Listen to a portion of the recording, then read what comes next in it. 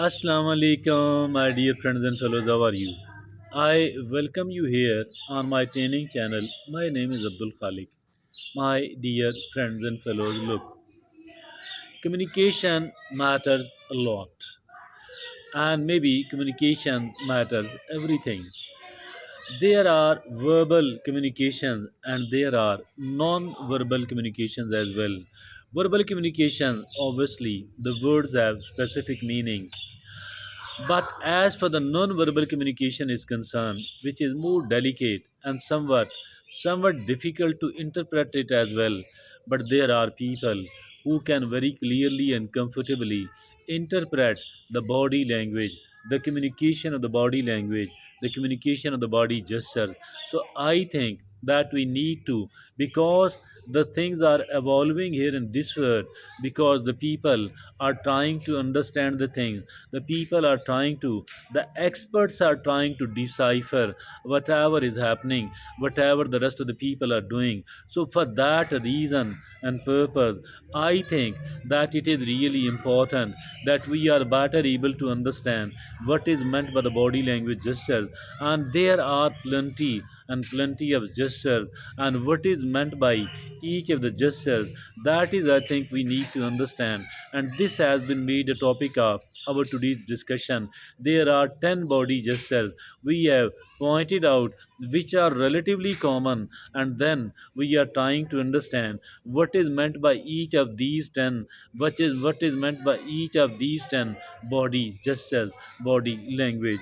First of all, it is the habit of fidgeting. It is the habit of fidgeting.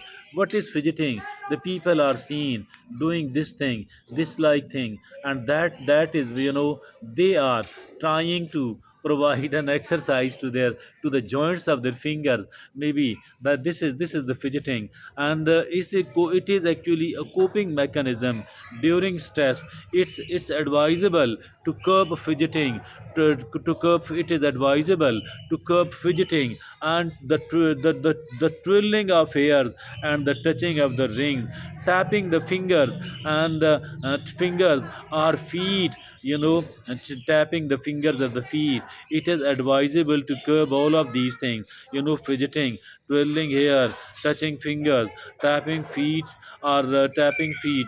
It is advisable to check it, because if at all a person is doing it frequently, it actually means that the person is trying to cope with the stress. And now the second thing is, that is touching the eyebrows.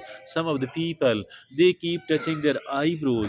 What is this, by the way? It is, feeling pressured or stressed. Touching the eyebrows mean feeling pressured or stressed. Maybe they are trying hard to recall something, maybe they are trying hard to remember something, feeling pressured or stressed when somebody is touching the eyebrows. Now the third thing is, that is the nail biting. It shows nervousness, or it shows shyness.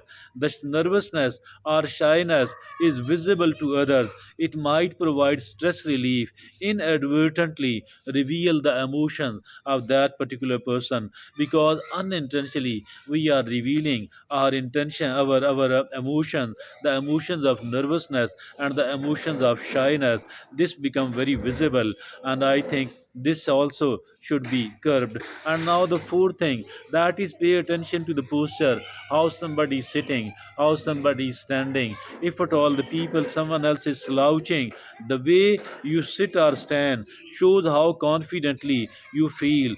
Slouching mean unsure, a sign of low self-esteem. No matter the circumstances, it is better not to slouch, but to sit straight and to stand straight. Keep your posture well managed. Your posture matter. Pay attention to the posture. And now the fifth thing is extreme lack of movement. Sitting or standing like a statue. Extreme lack of movement, lack of interest. It means others other it makes others uncomfortable. It makes others uncomfortable. Show expressions show expression, and don't stand still, don't sit still like a statue at all. Extreme lack of movement, that is not something, it actually means absolute lack of confidence. I think that we at least, after a bit of the time, after few of the minutes, we need to move, or rather the people are seen moving many of the time during even a single minute. Any small change, that is the movement of the body. So extreme lack of movement, extreme lack of confidence, actually the both of these things are totally equal.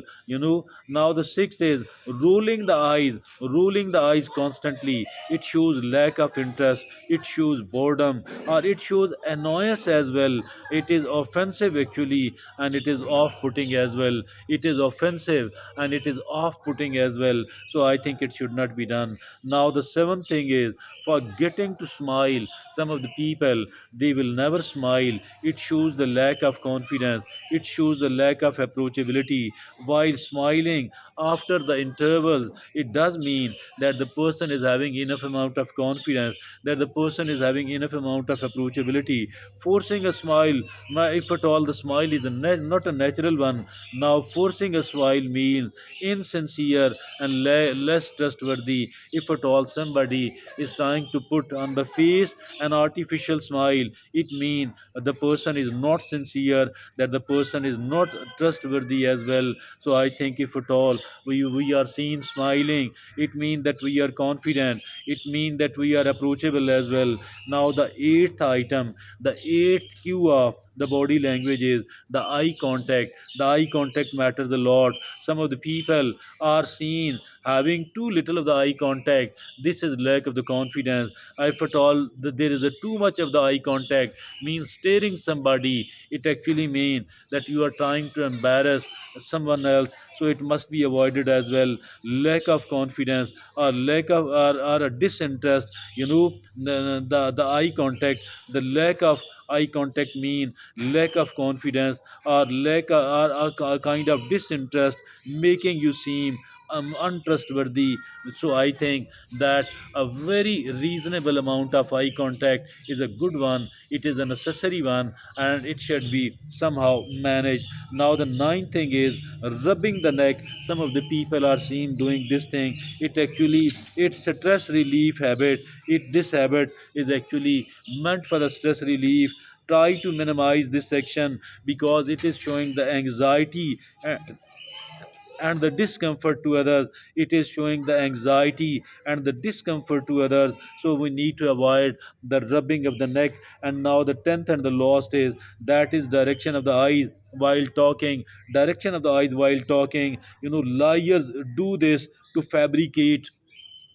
Liars do this to fabricate, trying to recall past events. So I think if at all the direction of the eyes while talking is not on the other person, it means that maybe you are trying to recall something what happened in the past, or maybe whatever you have prepared, you want to make it fresh, you want to keep it in the mind, you are trying to assemble it.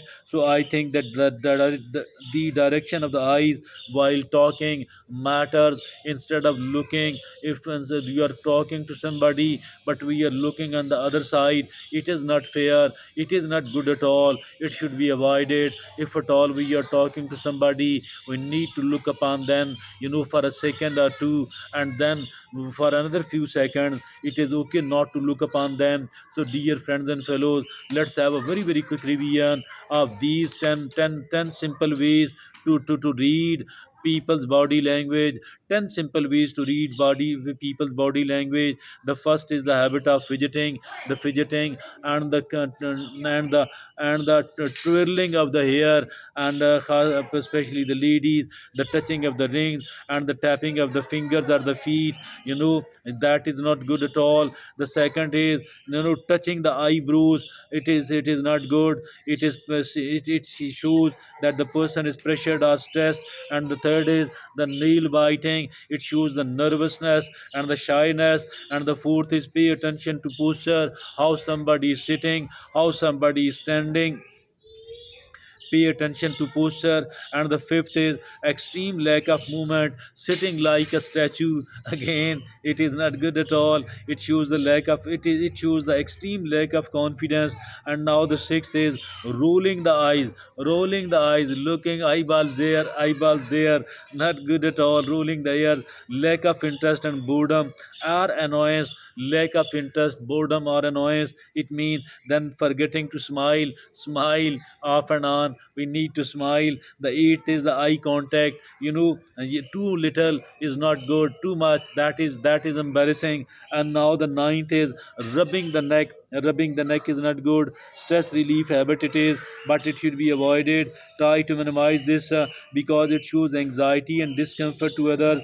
Now the tenth is the lost is direction of the eyes while talking. Look upon the other person while you are talking instead of looking upon something else, instead of looking upon other things, because that shows liars do this to fabricate. If a person is not looking upon the other person while talking, it means that the liars are trying to fabricate, trying to recall past events, they people are maybe doing this thing. So dear friend, these are the 10 simple ways to read people's body language.